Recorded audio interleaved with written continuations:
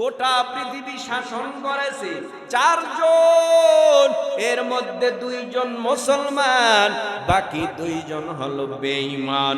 বেঈমানের মধ্যে একজন হলো নমরুদ আর একজন হলো বখতে নসর। আর মুসলমানের মধ্যে দুইজন, একজনের নাম পয়গম্বর সুলাইমান আলাইহিস সালাম, আর একজনের নাম যুলকারনাইন বাদশাহ, যার নাম আমরা বাদশাহ সেকান্দার বলে চিনি। এই দুনিয়ার থেকে বিদায় হয়ে যাবে, সবাই চলে গেছে, আপনিও চলে যাবেন, আমিও চলে যাব।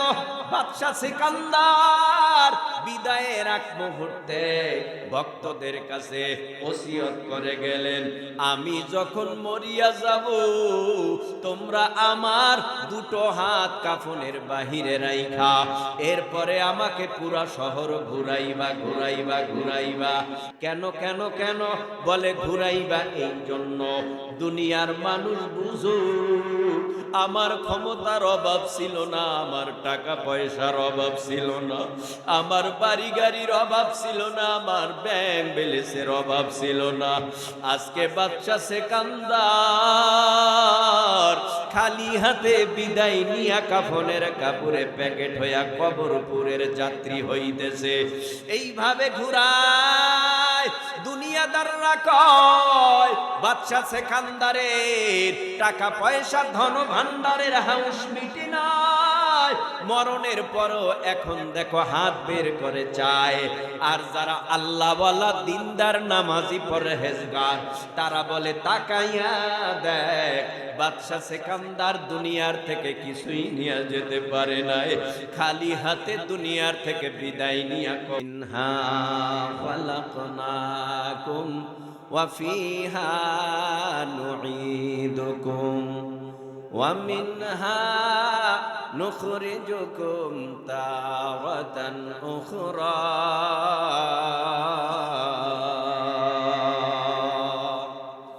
আল্লাহ পাক রব্বুল আলামিন এই আয়াতের ভেতরে তিনটা নসিহা করেছেন। এক নাম্বার মিনহা খলাকনাকুম, দ্বিতীয় নাম্বার ওয়া ফিহা নুঈদুকুম, তৃতীয় নাম্বার ওয়া মিনহা নুখরিজুকুম তাওয়াতান উখরা। এক নম্বরে আল্লাহ বলেন মিনহা খলাকনাকুম, আমি আল্লাহ তোমাদেরকে মাটির দ্বারা সৃষ্টি করলাম। ওয়া ফিহা নুঈদুকুম, আমি আল্লাহ আবার এই মাটির সাথে তোমাদেরকে মিলায়া দিব। ওয়া মিনহা নুখরিজুকুম তাওয়াতান উখরা, আবার তোমাদেরকে এই মাটির থেকেই জীবিত করব। এই হলো আয়াতের তরজমা। একটু হালকা ব্যাখ্যায় যাই। আমাদেরকে সৃষ্টি করার আগে আমার আল্লাহ এই জমিনের মধ্যে আগুন দিয়া একটা জাতি সৃষ্টি করেছিলেন, যেই জাতিটার নাম হলো জিন জাতি। জিন বানাইলেন আল্লাহ আগুন দিয়া, বড় গরম জাতি, সব সময় গরম থাকতেন। জিন বানাইয়া আল্লাহ বললেন ও জিন তোমরা আমি আল্লাহর ইবাদত করো। ইল্লা লিয়াবুদুন, জিনেরা আল্লাহর ইবাদত করে। কিছুদিন যাইতে না যাইতে আল্লাহ পাক রব্বুল আলামিনের সাথে দুশমনি আরম্ভ করলো। আল্লাহ পাকের হুকুম মানে না, নফসানিয়াতের খাতিরে এখন অন্যায় অপরাধ বাড়ায় দিল, মারামারি কাটাকাটি হানাহানি ছিনতাই রক্তপাত ঘটাতে আরম্ভ করলো। আল্লাহ পাক রব্বুল আলামিন দেখলেন নাই জিন জাতি দিয়া আমি আল্লাহ পাক রব্বুল আলামিনের মূল মাকসুদ পূরণ হয় না। এই জন্য আমার আল্লাহ আর একটা জাতি বানাবার সিদ্ধান্ত নিলেন, যেই জাতিটা আগুন দিয়া বানাবেন না, নূর দিয়াও বানাবে না, জাতিটা বানাবে আমার আল্লাহ মাটির দ্বারা। আল্লাহ পাক রব্বুল আলামিন আদম পয়গম্বরকে বানাবার জন্য ফিরিস্তাদেরকে আদেশ করলেন, ও ফিরিস্তারা তোমরা দেরি করিও না, আমার আদমের হাত বানাও, আমার আদমের পা বানাও, আমার আদমের পেট পিঠ বানাইয়া দাও, সুন্দর করিয়া আদমের শরীরটা গঠন করো। আর আমি আল্লাহ পাক রব্বুল আলামিন আমি তার সেই চেহারার কাঠিন্যা বানাবো। বান্দার যেখানে নাক দেওয়ার দরকার, নাক দিলে যেখানে সুন্দর দেখাবে, বান্দা বান্দিকে যেখানে চক্ষু দিলে সুন্দর দেখাবে, কপালটা কিভাবে ঢাইজের বানাইলে সুন্দর দেখাবে, আমি আল্লাহ বান্দা বান্দির ওইভাবে চেহারার কাঠিন্যা বানায় দেব, আমি চেহারার সুরাতটা দিব। এই জন্য আল্লাহ নিজের কুদরতি হাত দ্বারা চেহারার মধ্যে ছাপ দিয়া বান্দা বান্দির চেহারাটা বানায় দিল। আদম নবীকে বানাইয়া এরপরে আমার আল্লাহ জান্নাতের ভিতরে ঢুকায় দিছে। এর মধ্যে অনেক লম্বা কথা, সব কথা বললে অনেক সময় লাগবে, কথাগুলি বুঝাইবার জন্য আমি একটু রেফারেন্স টানতেছি। আদম নবী জান্নাতের মধ্যে, জান্নাতে ঢুকাইয়া আল্লাহ পাক বলে দিল, ইয়া আদম উসকুন আনতা ওয়া যাওজুকাল জান্নাতা ওয়া কুলা মিনহা রাগাদান হাইসু শি'তুমা ওয়া লা তাকরাবা হাযিহি শাজারাতা ফাতাকুনা মিনাল যালিমিন।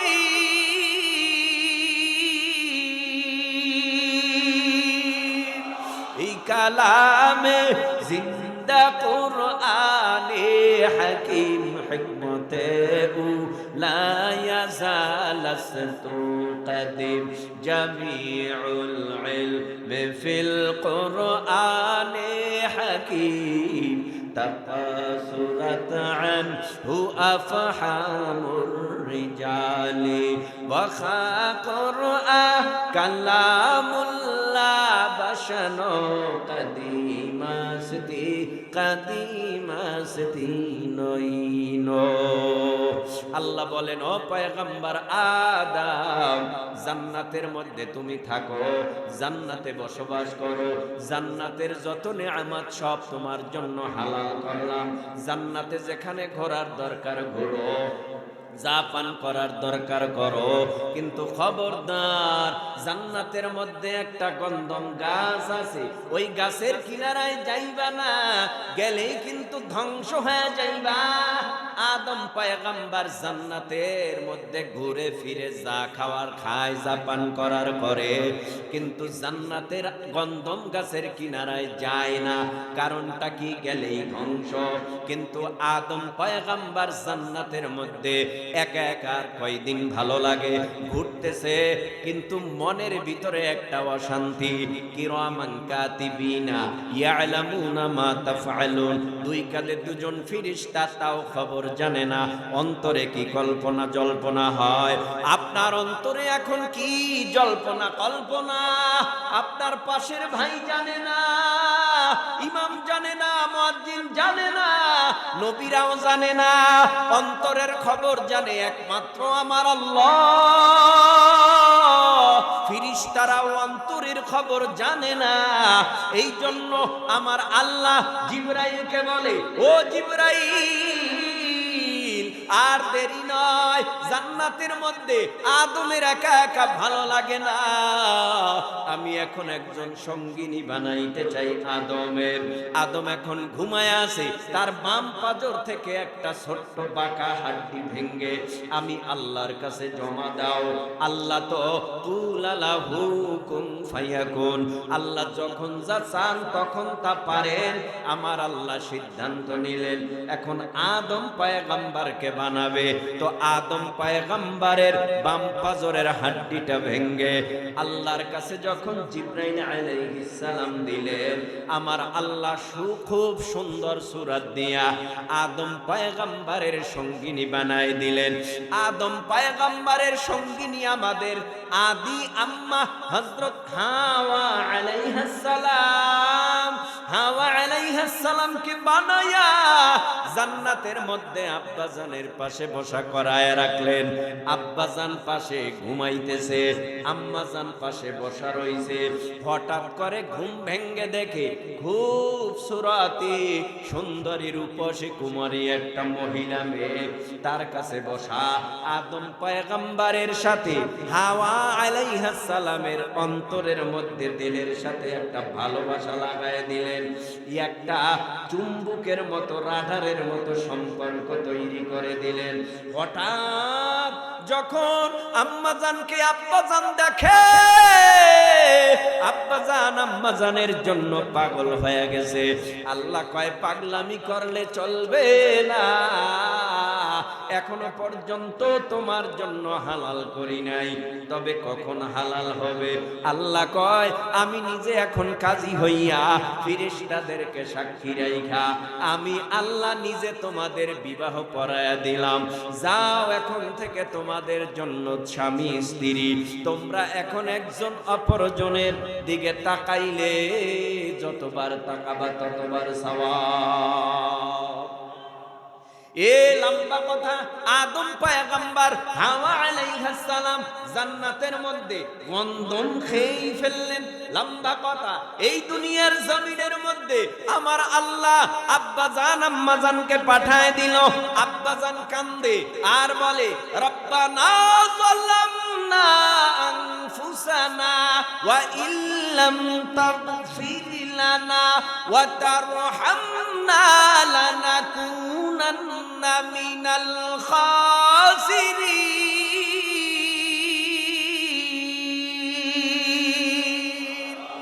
আল্লাহু আকবার বললে গুনাহ হয়? আরে কথা বলেন না তো আপনারা, গুনাহ হয়? কি হয়? দরকার আছে? যদি থাকে উঁচু আওয়াজে বলেন আল্লাহু আকবার। তেলাওয়াতের পরে আল্লাহু আকবার বললে কমপক্ষে আমলনামায় 100 নেকি লেখা হবে। আর একটা নেকির মূল্য কি? সাহাবায়ে কেরাম নবীর কাছে প্রশ্ন করলেন নেকির দাম কি? নবী বলেন উহুদ পাহাড় সব স্বর্ণ হলে যেই দাম, উহুদ পাহাড় হাজী সাহেবরা যারা গেছেন আমার নিজ চোখে আমি দেখেছি উহুদ পাহাড় কয়েক মাইল লম্বা, কয়েক মাইল উঁচা, কয়েক মাইল চওড়া। এই উহুদ পাহাড়টা যদি সম্পূর্ণ স্বর্ণের হয়ে যায়, সাহাবীরা বলো দাম কেমন হয়? আল্লাহর নবীর কাছে সাহাবীরা বলে পয়গম্বর আল্লাহ এবং আল্লাহর রাসূল এই ভালো জানেন। এই মর্মে নবী বলে উহুদ পাহাড় সব স্বর্ণ হলে যেই দাম, আমার উম্মতের ছোট্ট একটা নেকির দামের চেয়ে আরো বড়। তাহলে 100 নেকির দাম আছে না নাই? তেলাওয়াত যতবার হবে ততবার তেলাওয়াতের পরে আল্লাহু আকবার বলা যাবে ইনশাআল্লাহ। রব্বানা যালামনা আনফুসানা ওয়া ইল্লাম তাগফির লানা ওয়া তারহামনা লানাকুনান্না মিনাল খাসিরিন।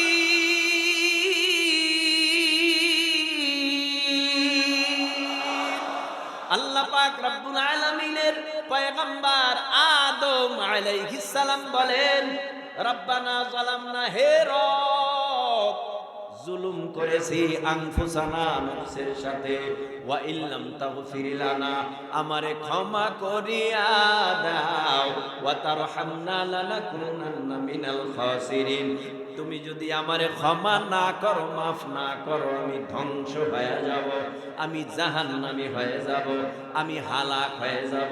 এইভাবে কান্না করলেন। এবার কাঁদতে কাঁদতে কাঁদতে কাঁদতে 350 বছর কাঁদলেন। হঠাৎ নজর করে তাকায় দেখি আল্লাহ পাক রব্বুল আলামিনের আরশে আজিমে আল্লাহর নামের সাথে একটা নাম ঝুলানো। কি ব্যাপার? এই আল্লাহর নামের সাথে কার নাম? কত উসিলা দিয়া দোয়া করলাম, আল্লাহ মাফ করে না। এখন আল্লাহর কাছে প্রশ্ন করে আর আল্লাহকে বলে আদম নবী, আদম নামে সর্বপ্রথম তুমি আমায় বানায়া তোমার সাথে কাহার নামটা লিখিলা রাখিয়া? আল্লাহ আল্লাহ বলেন আমার বন্ধু মুহাম্মদ আমার সাথে জড়িত, যাহার সৃষ্টি না হইলে আসমান জমিন না হইত। আল্লাহু আকবার। আদম নামে সর্বপ্রথম তুমি আমায় বানায়া তোমার সাথে কাহার নামটা লিখিলা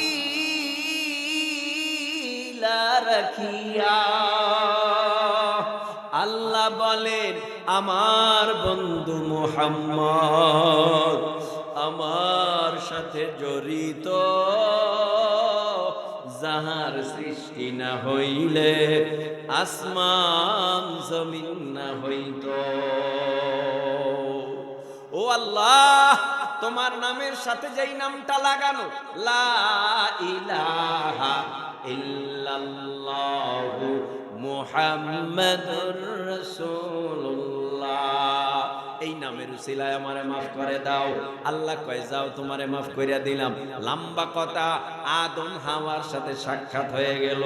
আল্লাহ পাক আদম নবীরে নবুয়ত দিল, আসমানি সহিফা আদম নবীরে দিল, কারণ সন্তানদেরকে পরিচালনা করার জন্য, পরিচালনা করাবার জন্য, সন্তানদেরকে লাইনে উঠায় দেওয়ার জন্য জান্নাতের রাস্তাগুলি দেখাতে হবে, জাহান্নামের রাস্তাগুলি দেখাতে হবে। এই জন্য জান্নাতের রাস্তা দেখায়, জাহান্নামের রাস্তা দেখায়। আস্তে আস্তে আস্তে আস্তে আস্তে আস্তে পরে মানুষ বাড়তে আরম্ভ করলো। আল্লাহ পাকের তরফ থেকে আমার আল্লাহ আদম নবীকে কর্মসূচি দিল। প্রাথমিক পর্যায়ে দুইটা। এক নাম্বার কর্মসূচির নাম হলো আমানতু বিল্লাহ, আমি আল্লাহকে না দেখে তোমরা বিশ্বাস করবা। দ্বিতীয় কর্মসূচির নাম হলো আমিলুস সলিহাত, ঈমান আনার পর তুমি এক নাম্বার ঈমান আনলা, দ্বিতীয় নাম্বারে তুমি আমিলুস সলিহাত নেক আমল করলা। যদিও তোমার ভিতরে ঈমান আছে, নেক আমল নাই, তুমি এখন ঈমান আনার পর যদি নেক আমল করতে পারো, আল্লাহ পাক এই মর্মে এক আয়াতে জানায়া দেয়, ইন্নাল্লাযীনা আমানু ওয়া আমিলুস সালিহাতি কানাত লাহুম জান্নাতুল ফিরদাউসি নুজুলা।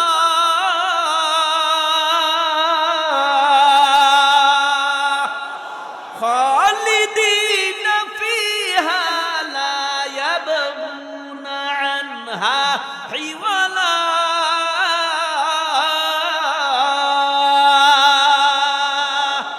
আল্লাহ পাক রব্বুল আলামিন বলেন, এক নাম্বার নিশ্চয়ই যারা ঈমান আনার পর নেক আমল করবে তাদের জন্য আমি আল্লাহ একটা বাড়ি বানায় রাখলাম, যেই বাড়িটার নাম হলো জান্নাতুল ফিরদাউস। এবার আর ইতিহাস নয়, বুঝলাম আমাদেরকে বানাইছেন আল্লাহ মাটির দ্বারা। আমাদের আদি আব্বা হযরতে আদম আলাইহিস সালাম, মিনহা খলাকনাকুম ওয়া ফিহা নুঈদুকুম। এ যুবক, এ তরুণ, এ কিশোর, ও পর্দার আড়ালের মা বোনেরা, এখন থেকে একটু দেখো মনটা নরম করা যায় কিনা। এতক্ষণ আমি যা বলেছি কোরআন হাদিস থেকে বলেছি। কেন বলেছি? যে আয়াত পড়েছি একটু হালকা ব্যাখ্যা করলাম, এখন একটু অন্তর লাগাইয়া কথাগুলি শোনো। আল্লাহ বলেন, ওয়া ফিহা নুঈদুকুম, এ মাটির মানুষ, আমি আল্লাহ তোমারে মাটির সাথে মিলায়ে দেব। এ মুরব্বী বাবা, আপনার বাবা কই? বলবে গোরস্থানে। মা কই? বলবে গোরস্থানে ঘুমায়। দাদা কই? গোরস্থানে ঘুমায়। দাদু নানু গোরস্থানে ঘুমায়। আল্লাহ বলেছেন, ওয়া ফিহা নুঈদুকুম, মাটির মানুষ, আমি আল্লাহ তোমাকে মাটির সাথে মিলায়ে দেব। ওই যে বাবা 20 বছর আগে দুনিয়ার থেকে বিদায় হয়ে গেল, মা 3 বছর 5 বছর 2 বছর আগে বিদায় হয়ে গেল, আজকে মার কবরের কিনারায় দাঁড়াইয়া দেখবা, মা কথা বলে না, কবরটা খুঁজবা, কবরটা খুঁজতে দেখবা, কবরের মধ্যে মার কোনো গন্ধ পাওয়া যায় না, লাশ পাওয়া যায় না। কারণটা কি? আল্লাহ বলেন ওয়াফিহা নুঈদুকুম, মাটির মানুষ আমি আল্লাহ মাটির সাথে মিলায় দেব। মাকে মাটির সাথে মিলায় দিছে, বাবাকে মাটির সাথে মিলাই দিছে, দাদাকে মাটির সাথে মিলাই দিছে, দাদুকে মাটির সাথে মিলাই দিছে। এমন একটা সময় আসবে রে যুবক, তোমাকে আমাকেও মাটির সাথে আমার আল্লাহ মিলাই দিবে। নজর করে কি তাকায়া দেখো না, ওই কবর জগতে মানুষ গেলে আর কোনোদিন ফিরে আসে না। এমন একটা অবস্থা তো আমারও হবে, এমন একটা অবস্থা তো তোমারও হবে। এ মুরব্বী বাবা, চিন্তা ভাবনা করেছেন আপনার কালো দাড়ি কে পাকাইলো? এ যুবক, এই জমিনের মধ্যে এখন তোমার যৌবনতা আছে, এক সময় তোমার মধ্যে যৌবন ছিল না। তুমি যখন ছোট ছিলা, তোমার বয়স যখন 10 বছর, 8 বছর, 5 বছর, তোমাকে যদি বলা হইতো এই আসো তোমাকে বিবাহ করাবো, তুমি তখন তুমি আর আমি বলতাম বিবাহ কি জিনিস আমি বুঝি না, বিবাহ করব না। যৌবনতা যখন চলে আসলো, বিবাহর প্রস্তাব দেওয়ার সাথে সাথেই তুমি রাজি হয়ে গেলা, কারণ বিয়া কি জিনিস তোমার বুঝে আসলো। তার মানে আস্তে আস্তে করে তুমি শিশু, এরপরে কিশোর, এরপরে তুমি যুবক, এরপরে আজ কালো দাড়ি সাদা, আজকে তোমার যৌবনতায় ভাটা, মুক্তার দানার মতো 2 পায়ের দাঁত আজকে পরিয়া বকরা হয়ে গেলা। চোখের শক্তি নাই, আজকে চোখের দৃষ্টি শক্তি দুর্বল হয়ে গেছে, লাঠি হাতে করে হাঁটতে হয়। তোমার ক্ষমতায়, তোমার পাওয়ারে এলাকার মানুষ ভয় পেত। ব্যাপারটা কি? আজকে তোমার সেই হুঙ্কার কোথায়? আজকে তোমার পাওয়ার কোথায়? আল্লাহ কয় আমি আল্লাহ এমন একটা সময় আসবে, আমি আল্লাহ পাওয়ার রাখবো না। আমি আল্লাহ তোমাকে দুনিয়ার জমিন থেকে কাফনের কাপড়ে প্যাকেট বানাইয়া গোরস্থানে 3.5 হাত কবরে ঘুম পাড়ায়া রাখবো। তোমার দাপট, তোমার ক্ষমতা, তোমার টাকা, তোমার অহংকার মাটির সাথে সব মিশে যাবে, কিছুই থাকবে না। ও ভাই, একটা কথা বলি, রাগ করবা না। এই জমিনের মধ্যে তুমি কি কামাই করেছো, কবরে গিয়া তুমি কি বলবা? আল্লাহ যদি বলে আমার কাছে কি নিয়ে আসছো, জবাব দেওয়ার মতো এমন কি পুঁজি তুমি আমি জোগাড় করেছি। যদি তোমার আমার কাছে এমন পুঁজি থাকে তাহলে তো আলহামদুলিল্লাহ, আর যদি পুঁজি না থাকে পুঁজি জোগাড় করো। ওই কবরে তো আমার বাবা, আমার মা, আমার ভাই, আমার বোন। ও ভাই, তোমার বাবার জানাজাটা কে পড়াইলো? তোমার মায়ের জানাজাটা কে পড়াইলো? তোমার দাদার, তোমার দাদু, তোমার নানা নানুর জানাজাটা কে পড়াইলো? আওয়াজ আসবে আমার জানাজা পড়াইছে মসজিদের ইমাম সাহেব, অসুবিধা নাই, জানাজা হয়ে গেল। যদি তোমার কপালটা এমন হইতো আমার ছেলে আমার জানাজা পড়াবে, যদি ওই দাদার জানাজাটা নাতি পড়াইতো, যদি ওই নাতি জানাজাটা পড়াইয়া কবরে নিয়ে যাইতো, কবরে নেওয়া আওয়াজ দিয়া পড়বে রব্বির হামহুমা কামা রব্বায়ানি সগীরা। সংক্ষিপ্ত সময়ে শেষ করে দিলাম। ওয়াফিহা নুঈদুকুম ওয়া মিনহা নুখরিজুকুম তারাতান উখরা, এই মাটি থেকে আমার আল্লাহ আবার জীবিত বানাবে। কিয়ামতের ময়দানে আমার আল্লাহ আপনারে আমারে হাজির করবে। কিয়ামতের ময়দানটা আমার আল্লাহ নিজে কায়েম করবে। ময়দানটা কত ভয়ানক হবে যুব সমাজ শুনে নাও। আজকে দুনিয়ার জমিনে সূর্য তা দেয় 9,30,00,000 মাইল দূর থেকে। দুনিয়ার থেকে 13 লক্ষ গুণ বড় হলো সূর্য। চৈত্র মাসে কাঁচা জমিনটা পাকিয়া ফাটল ধরিয়া যায়। চৈত্র মাসের রৌদ্রে পিচ ঢালাই রাস্তার পিচগুলি গলে যায়, বালুগুলো গরম হয়ে যায়। অল্প পানি থাকলে সেই পানিগুলো গরম হয়ে যায়। আল্লাহ পাক রব্বুল আলামিন কিয়ামতের ময়দানে এই সূর্যটা মানুষের মাথার অতি নিকটে ছেড়ে দিবে।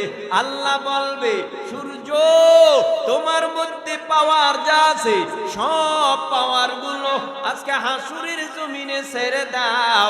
গুনাহগারেরা দেখুক আমি আল্লাহ কেমন, গুনাহগারেরা বুঝুক আমি আল্লাহ কেমন।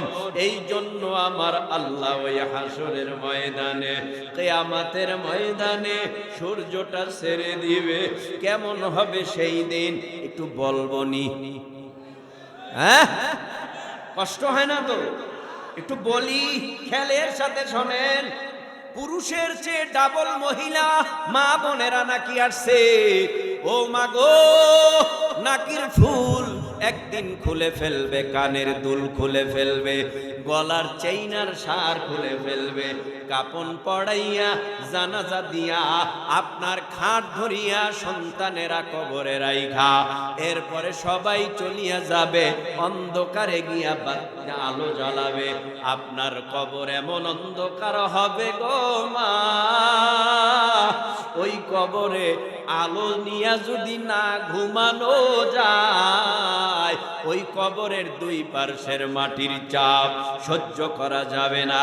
কবরের মধ্যে জাহান্নামের সাপ শো শো করে জমা হইয়া কমরে গলায় পায়ে পেঁচাইয়া কামড়াতে থাকবে। গুর্জ দিয়া কবরে ফিরিস্তারা পিটাবে। জাহান্নামের আগুন ধাউ ধাউ ধাউ ধাউ করে জ্বলতে জ্বলতে মা বোনেরা কলিজা পুরিয়া ছাই হয়ে যাবে। ওই কবরের কামাই করে এরপরে সামনে আগান। হাসরের ময়দান এত বড় ভয়ানক ময়দান, আল্লাহ এক আয়াতে এই ময়দান সম্পর্কে জানায় দেয়।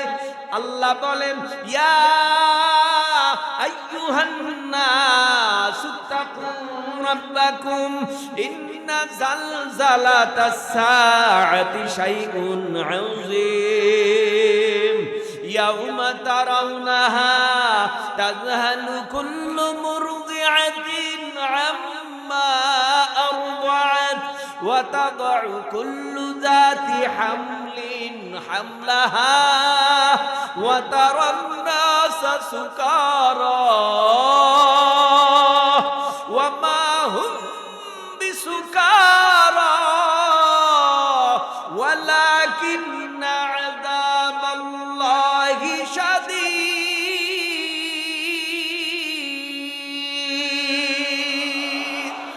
আল্লাহ পাক রব্বুল আলামিন বলে, ইয়া আইয়ুহান নাসু তাকু রাব্বাকুম, হে গোটা পৃথিবীর মানব জাতিরা তোমরা আমি আল্লাহকে ভয় করো। কেন ভয় করবা? ইন্না জালজালাতাস সাআতি শাইউন আযীম, কিয়ামতের প্রকম্পন, ভূমিকম্প, গর্জন, জালজালা বড় মারাত্মক। আমরা মাঝে মধ্যে ইউটিউবে দেখি অমুক দেশে ভূমিকম্প হয়, সুদানে ভূমিকম্প হয়, জাপানে ভূমিকম্প হয়। ও নবীর উম্মতের দল, 3 তালা 5 তালা 10 তালা 15 তালা 20 তালা বিল্ডিং গুলি মোমের মতো গলে গলে গলে গলে পড়ে যায়। মাটির নিচে চলে যায়।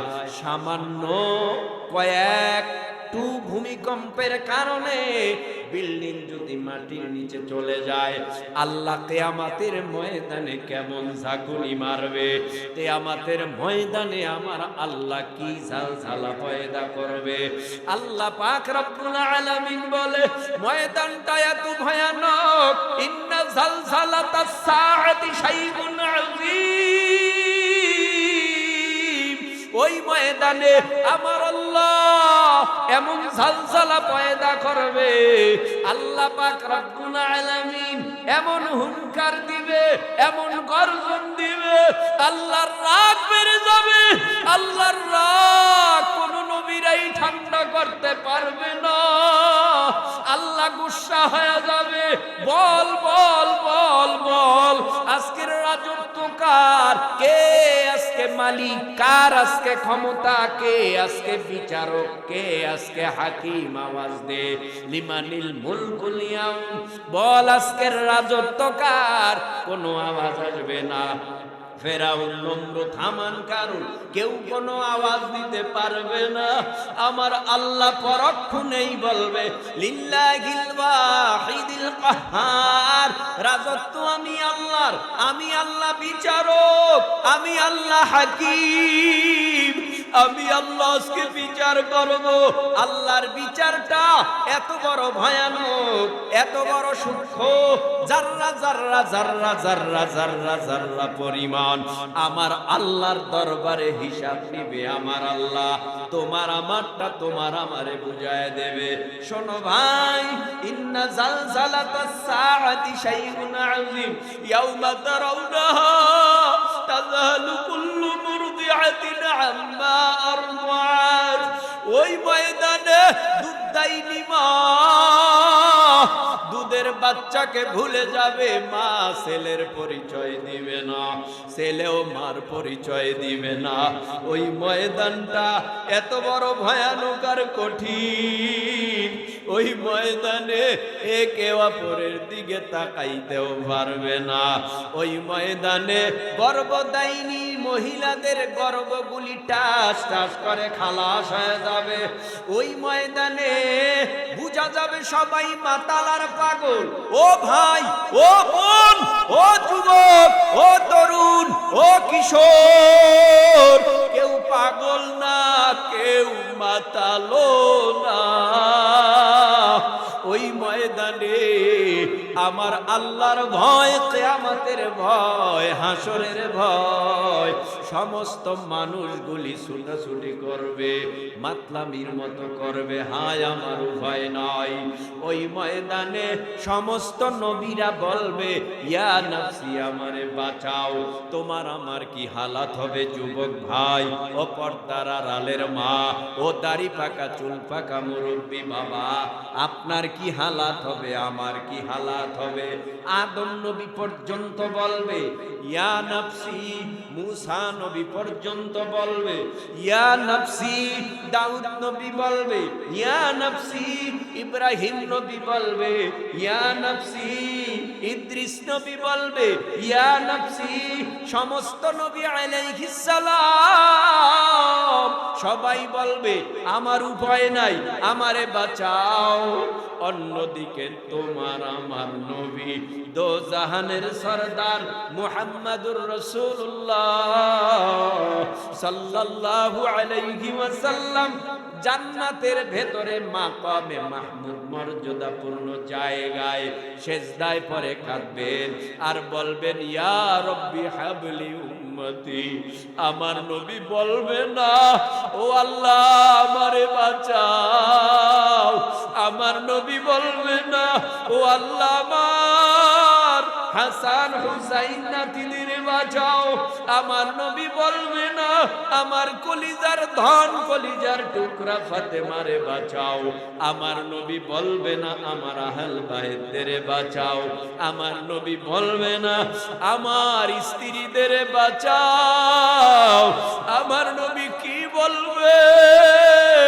নবী বলবে ইয়া রাব্বি হাবলি উম্মতি, ও আল্লাহ তুমি আমার উম্মত বাঁচাও, আমার একটা উম্মত যেন তোমার জাহান্নামে না খায়, একটা উম্মত যেন তোমার জাহান্নামে না যায়।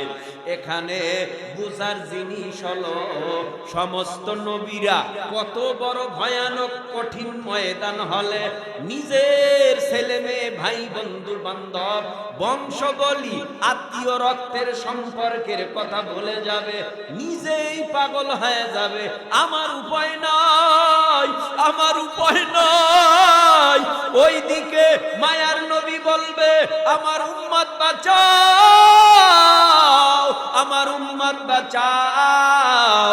যখন উম্মত বাঁচাও উম্মত বাঁচাও বলবে, তখন ফেরেশতারা আল্লাহরে ডেকে বলবে ও আল্লাহ, নবীরে আর কত কাঁদাইবেন?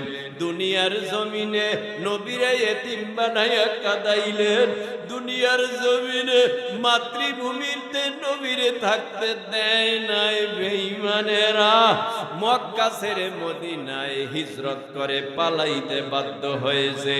যেদিন মক্কা ছেড়ে নবী মদিনায় যায়, ওই দিনও মায়ার নবী কেঁদেছে, বাবা হারাইয়া কেঁদেছে, মা হারাইয়া কেঁদেছে। নবীরে আর কত কাঁদাইবেন? নবীর কান্না আমরা সহ্য করতে পারি না। নবীর কান্নায় আল্লাহর রহমতের দুনিয়ার ভিতরে জোশ মেরে যাবে।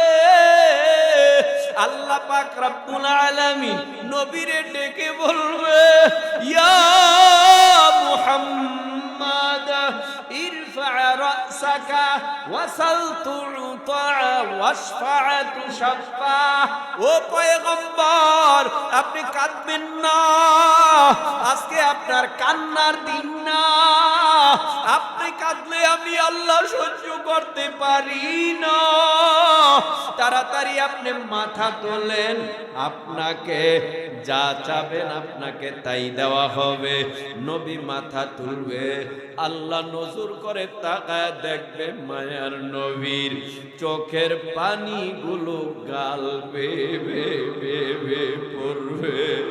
দাড়ি ভিজে বুক ভিজিয়া পানিগুলি পড়বে। আল্লাহ ডেকে বলবে ও পয়গম্বর, আপনি আমার হাবিব, আপনি আমার দোস্ত, আপনি কাঁদবেন না।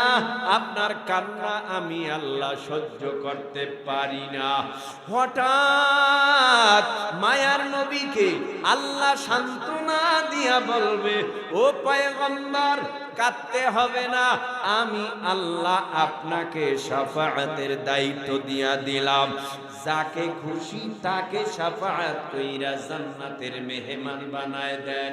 ঠিক ওই নবী এবার পাইকারি হারে শাফাআত করার জন্য নবী বেলাল, আবু বকর, হযরতে উমর, উসমান সাহাবীদেরকে ডেকে বলবে সাহাবায়ে কেরাম, আল্লাহ আমাকে শাফাআতের দায়িত্ব দিয়েছে, জাহান্নামের গেটে গিয়া পাহারাদারি করো, আমার একটা উম্মত যেন জাহান্নামে না যায়। ঠিক এই নবী জাহান্নামের ঘেটে গিয়া সাহাবায়ে কেরাম পাহারাদারি করবে, একটাও যেন জাহান্নামে না যায়। ঠিক এই জাহান্নামের গেটে পাহারাদারি চলবে। হঠাৎ আমার আল্লাহ বিচারের কাজ সমাধান করিয়া যারা জান্নাতি জান্নাতে পাঠাবে, যারা জাহান্নামী জাহান্নামে পাঠায় দেবে। ও ভাই, একটু মহাব্বতের নজরে দিল থেকে জিহ্বা নাড়াইয়া উঁচু আওয়াজে বলবেন, আমরা সবাই জান্নাতে যেতে চাই না জাহান্নামে? কোথায়? জান্নাতে যেতে হলে দুটো কর্মসূচি মানার দরকার আছে না নাই? এক নাম্বার কর্মসূচির নাম হলো ঈমান। আমাদের মধ্যে ঈমান আছে না নাই? মাঝে মধ্যে চইলাও যায়। সকালে ঈমান আনে, দুপুরে নাই, দুপুরে আনে, রাত্রে নাই। কি ঈমান? যেই ঈমান তোমাকে নামাজে নিতে পারে না। কিসের ঈমান তোমার ভেতরে? যেই ঈমানে হারাম থেকে বাঁচাইতে পারে না, যেই ঈমান মিথ্যা থেকে বাঁচাইতে পারে না, যেই ঈমান সুদ থেকে বাঁচাইতে পারে না, যেই ঈমান ঘুষ থেকে বাঁচাইতে পারে না, যেই ঈমান গীবত থেকে বাঁচাইতে পারে না, যেই ঈমান পরনিন্দা থেকে বাঁচাইতে পারে না। তোমার ভিতরে ঈমান আছে বটে, তবে ঈমানটা মরা, তাজা ঈমান নাই। তাজা ঈমান দরকার আছে না নাই? এ যুব সমাজ, ওয়াদা করো, জীবনে যত অন্যায় করেছি, অপরাধ করেছি, আর করব না। আল্লাহ যেন আমাদের সবাইকে মাফ করে দেয়। একটু হাত দুটো উঁচু করে ওয়াদা করেন। হাত উঠান, হাত উঠান। এখানে অনেকে ঘুমায় রইছে, মা বাবা ভাই বোন আপনজনেরা। আল্লাহ, আমরা ওয়াদা করলাম যতদিন বাঁচি 5 ওয়াক্ত নামাজ নবীর তরিকায় পড়বার তৌফিক দিয়া দেন। জোরে বলেন আমিন। আমার কাজ আমি করে গেলাম, বাকি আপনার কাজ আর হলো আল্লাহর কাজ। পইরা পারলে তো ভালো, না পইরা পারলে আরো ভালো। কারণ আল্লাহ যদি আপনাকে জিজ্ঞেস করে যৌবনতা দিছিলাম কোন কাজে ব্যয় করেছো, যদি জবাব না দেওয়া যায়, পরকালে নাজাতের কোনো উপায় নাই।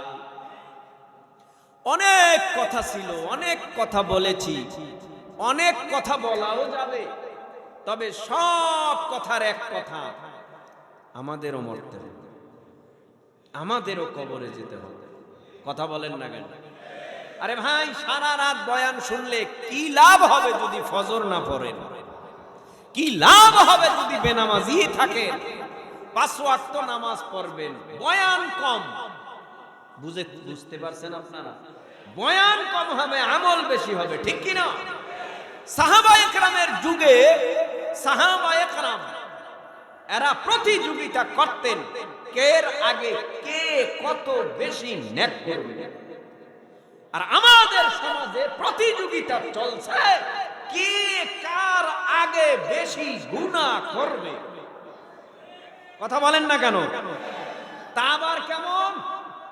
আমার পাশের বাড়ির ছেলেটারে বিয়ে দিছে, পাশের বাড়ির মেয়েটারে বিয়ে দিছে, কি ধুমধাম করিয়া। আমারও তো ধুমধাম করা দরকার। ওর থেকে তো আমার বংশ খারাপ না, ওর থেকে তো আমার টাকা পয়সাও কম না। এই শুরু হয়ে গেল প্রতিযোগিতা, এই শুরু হলো গুনার প্রতিযোগিতা। এমন গুনাহ প্রতিযোগিতা শুরু হলো, সারা রাত ডেক আর সেট দিয়া পুরা বাড়িটাকে নাচাইয়া কোদাইয়া আল্লাহর রহমত দূর করে দিল, গজব নিয়ে আসলো। মুসলমানের বিয়া হিন্দুদের বিয়ার সাথে বর্তমানে আমি তেমন একটা পার্থক্য দেখি না। সব মুসলিম না, ভুল বুঝবেন না, কিছু কিছু মুসলিম পরিবারের সদস্য বিয়ার অনুষ্ঠান করলেই তাদের ডেক লাগবে আর সেট লাগবে। কথা কন না কেন?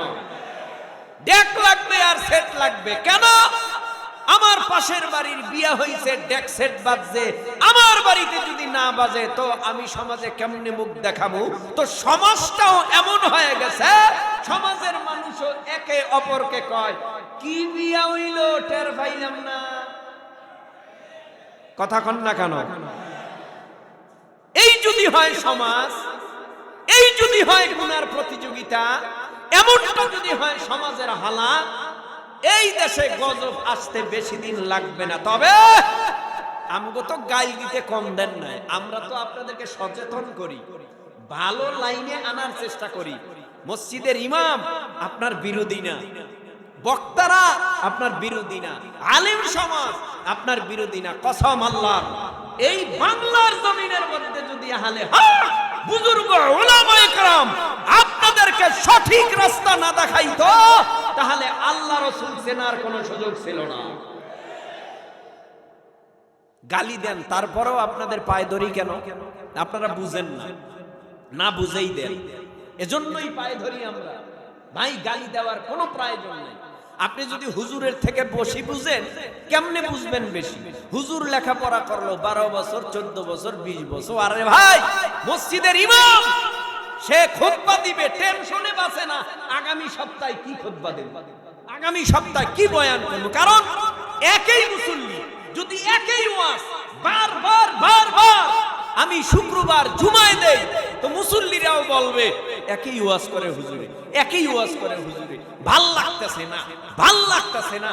এই জন্য এখনো প্রতিদিন কম হলেও কোরআন হাদিস রিসার্চ করে, কোরআন হাদিস তরজমা, কোরআন হাদিস এইভাবে লেখাপড়া করে, এরপরে কিতাবাদি মুতাআলা করে, এরপরে এরা বক্তব্য দেয়। এরা বাবার গল্প কয় না, এরা কোরআন হাদিসের গল্প আপনাদেরকে শোনায় যাতে করে আপনারা জান্নাতি হতে পারেন। তারপরও কত ইমামের চাকরি থাকে না সুদের বিরুদ্ধে কথা বললে, তারপরও কত ইমামের চাকরি থাকে না ঘুষের বিরুদ্ধে কথা বললে। আপনি ঠিক কইলেও ঠিক, না কইলেও ঠিক, এই ভাই তো চলছে। হক কথা আমি প্রায় সময় বলি, হক কথা চিরতার চেয়েও বেশি দিতে কথা কয় না। আল্লাহ আমাদের বুঝ দান করুন, বলেন আমিন। আপনার মেয়েটাকে আপনি জাহান্নামের আগুন থেকে বাঁচাবেন, আপনার ছেলেটাকে আপনি জাহান্নামের আগুন থেকে বাঁচাবার ফিকির করবেন। এখন জাহান্নামের আগুন থেকে বাঁচাইবেন তো দূরের কথা, ঘরে জাহান্নামের আগুনই জ্বালাই দিছে, ঘরে জাহান্নামের আগুনই জ্বালাই দিছে। এর থেকে আমাদের বাঁচার দরকার আছে না নাই? ও মা বোনেরা, আপনারা যারা আছেন মোনাজাত হবে এই কয়েক মিনিটের ভেতরে।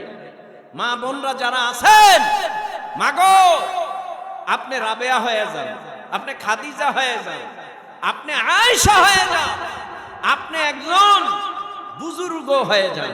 লাভ হবে কি? আপনার পেটে নেককার সন্তান হবে। পর্দাওয়ালা মহিলার পেটে যদি বাচ্চা হয়, মেয়ে হয়, ওটাও পর্দাওয়ালা হয়। কথা বলেন ঠিক কিনা? ভালো মা হলে সন্তান ভালো হবে। ছেলে যদি, বাবা যদি ভালো হয়, ছেলেও কি হবে? ভালো হবে। আল্লাহ বুঝার তৌফিক দেন, জোরে বলেন আমিন।